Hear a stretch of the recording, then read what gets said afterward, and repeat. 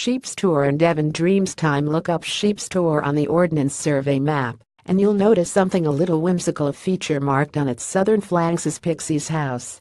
That's because this little 369 meters hill not only offers far-reaching glimpses of West Dartmoor worthy alone of a trek to the top, but is also home to a little cave where, legend has it, mischievous, mystical, and, crucially, invisible creatures dwell.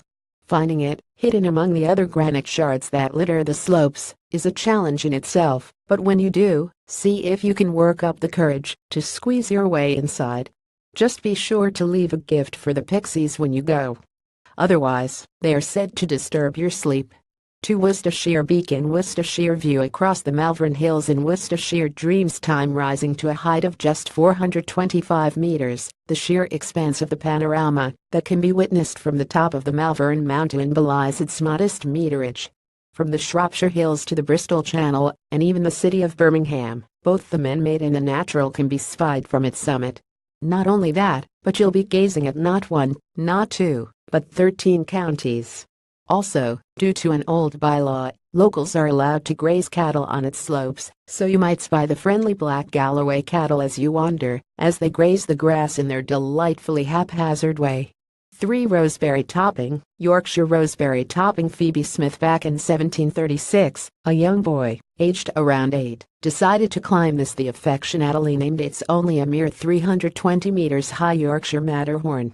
On reaching the top, he was so inspired by the experience, the feeling of achievement, after setting and realizing a goal, not to mention the views he gained from the top, that he decided he wanted to explore the world. His name was James Cook, the very same Captain James Cook who later went on to extensively map the South Pacific from New Zealand to Hawaii. If you're feeling the need to reinvigorate your own wanderlust, there couldn't be a more fitting place to head to for a Sunday stroll. You may start in northeast England, but who knows where it will lead you. 4 Cleve Hill, Cotswolds. View of the Cotswolds from Cleve Hill. Dreamstime. Think of the Cotswolds and you'll likely picture comely villages, comfy pubs with fires raging and La Calabrute ales, and easy, country strolls. But its highest peak, still a modest 330 meters high, something a little bit more gnarly. Cleve Hill is home to a dramatic limestone edge, which protrudes from the grass like sharp, yellow teeth, and that is popular with rock climbers. Called Castle Rock, it's the location of several short but tricky climbs. Even if you don't have the necessary ropes, harness and inclination, there's still plenty to entertain you here. It's also home to the remains of an Iron Age hill fort, a Neolithic long barrow, and, at the right time of year, carpets of wildflowers, which have never been fertilized, sprayed or plowed, so are as natural as they come. Keep your eyes peeled too for adders, longworms and an abundance of butterflies. 5 Castle Crag, Lake District. A cave on Castle Crag. Neil S. Price. We all get sick of our jobs at some point, bemoaning the paperwork, emails and routine, and declare that we intend to cast our responsibilities to one side, move to the wilderness and live a much simpler life.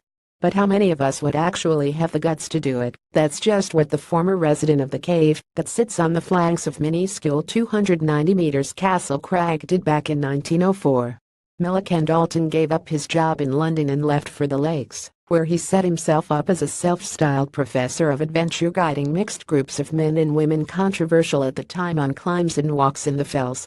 Go there now, and tread the trail in the woodland below to find his words still etched on the stone walls of his former home. Don't waste words, jump to conclusions. Wise words, indeed.